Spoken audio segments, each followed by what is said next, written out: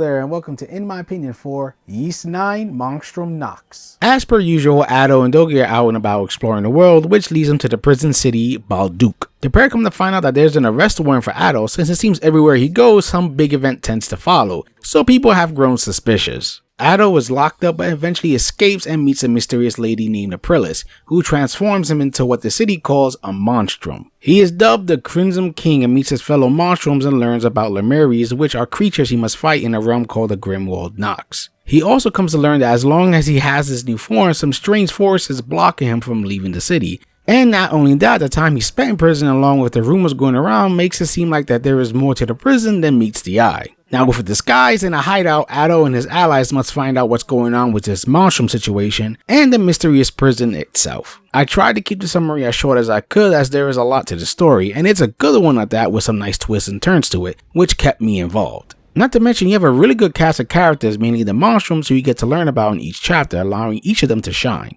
You get to find out their non-monstrum forms, some being pretty obvious, and their past, and as the game goes along they develop more and their interactions with everyone add to their personalities. I also like that the game has a sense of humor about the series itself sometimes, bringing up things that longtime fans may have noticed as well. I won't spoil anything, but I can say you won't leave disappointed as the game has a satisfying conclusion that wraps everything up. This, like most of the Yeast games before it, is an action JRPG. You can hack and slash through waves of enemies and you can jump as well. There's also skills that you can use, and while you start off with a tiny bit, as you level up you unlock more and are allowed to equip 4 at a time. Not only can you gain more, but using the same one repeatedly will raise its level, making it more powerful. Each skill also has a number which lets you know how much SP it will drain from your meter, though you can easily fill it up by attacking and killing enemies so the pace of battle won't drastically slow down. While you start with Adol, you do slowly form a team of 6, each with their own skills as well. You can take 3 characters at a time and switch on the fly between all 3, and if you want to change a 3-man team you can do that anytime as well.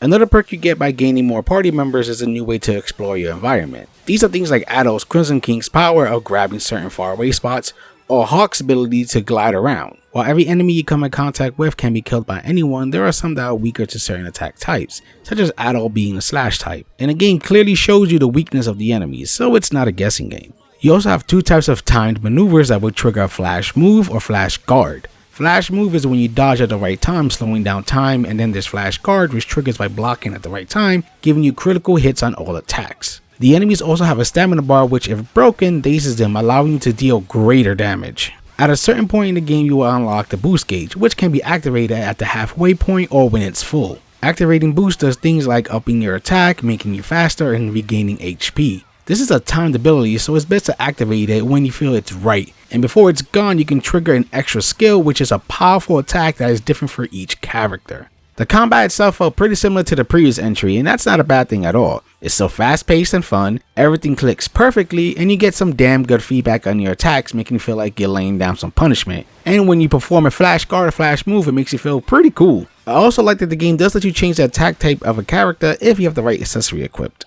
One of the things that helps keep the combat fresh for so long is the fact you keep unlocking skills for your characters, making you want to test them out and make them stronger. What's great is the skills of the characters can still be leveled up even if you're not using them.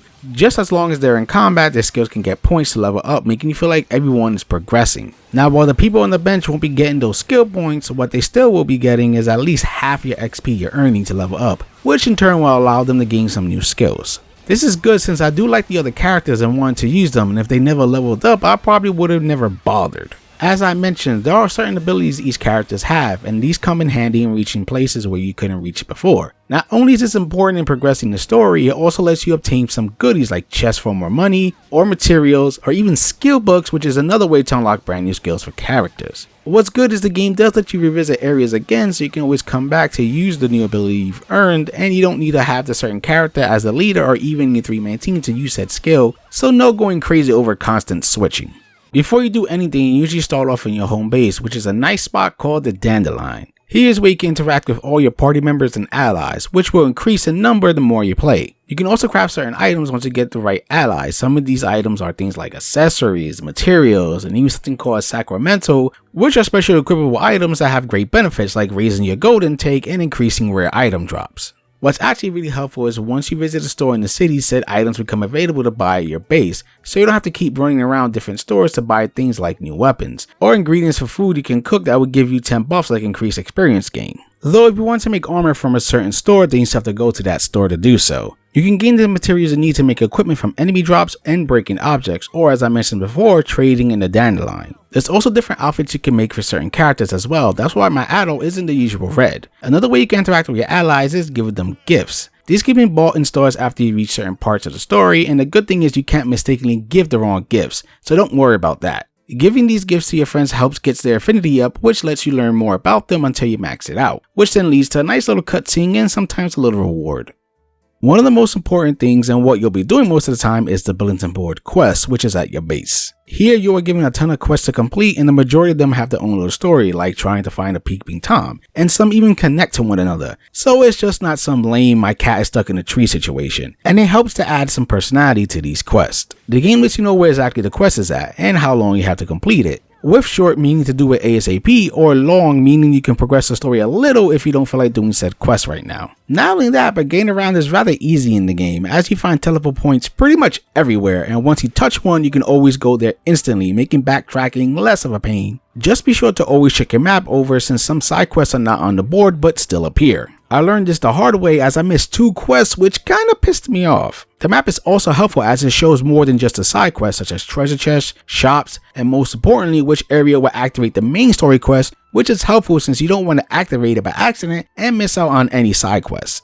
As you do these quests, you may have noticed a gauge fill up. This is the Nox gauge, and filling this up to 100 Nox points will make a red ball show up, which leads you to facing the Lemaries in the Grim World Nox. These will be gauntlet fights where you must protect this big old crystal, as if it breaks you fail and must try again. Thankfully when you fail, nothing's really lost, only your time. This is basically like the island gauntlet fights in the last Ys game, with one of the differences being all your allies joining the battle instead of just your 3-man party. So it feels like more of a big epic battle, and it never got too confusing with all the fighting going on. Even your other non-combat allies help out with certain abilities like decreasing the enemy's strength, reducing your damage intake, and more good stuff like that. And reaching a higher affinity with the characters will increase said abilities' effectiveness. The big old bar on top lets you know who has the advantage, which is determined by who's getting their ass kicked more. And it's best to be at the advantage, since if your crystal takes some hits, it can regain health, though if the bar is more red than blue, it regains health drastically slower. This does give you a hand, since if you're doing pretty shitty, you can still come back as long as you take the advantage by killing enemies and not being tossed around too much. Before doing these fights, you can prepare yourself by upgrading defenses, like increasing the health of the crystal, or pentacles that lay traps for the enemies, and so on. All you need is the right materials. There's also points where the goal is not to kill everything away, but to find crystals around the map, which helps to mix things up and speed them along as well, though most of these balls are the gauntlets. You also are graded on how well you did, with each grade giving you better rewards, and if you're unhappy with your grade, you can always retry one of these whenever you feel like it at the base. Clearing these unlock the next section of the city so you can proceed with the story. You can refill your gauge again if you want to, and if you no longer have quests to do, you have the option to kill some random Lemaries on the map, which is represented by black pillars laying around, with bigger ones also netting you some items. Now this does take longer, so it's much more of a last resort type situation. Luckily, you don't need to travel this road as much, as I had to only do this near the end of the game. When you fill your gauge again, there's a chance the blue balls will show up, which open up more areas of the map which is needed to find more treasure and also get to certain side quests. These blue ones are the same as the red ones when it comes to objectives. If you have any Nox points left over by the time the chapter is done, it will convert it into Twilight Shards, which then can be traded for certain items at the base. One of the most important things in this game is your journal, as it keeps track of every little thing, such as your quests, or the info on the characters, or the monsters, and it even lets you know where to find certain materials if you have already picked it up. So if you really need a material and can't make it, this comes in handy. It even keeps track of other things like your playtime and how many treasure chests you've opened so far. This thing is the completionist handy dandy notebook if you're trying to do everything. After you beat the game, you can do a new game plus, in which you can basically choose to bring everything over in your next playthrough, on whichever difficulty, which is good if you want to try the higher difficulties. You also unlock Time Attack, in which you can pick any boss that you have already faced and try to kill them as fast as you can. Here you can choose if you want the whole 3-man team, 2-man team, or go solo. You can also pick what difficulty you want to try it on, and the game allows you to organize your party and skills how you see fit. You won't be using your save file version of the character, so no squashing these bosses. Instead, the game sets your level in each fight, and if you really want to test yourself, you can do an entire boss rush run.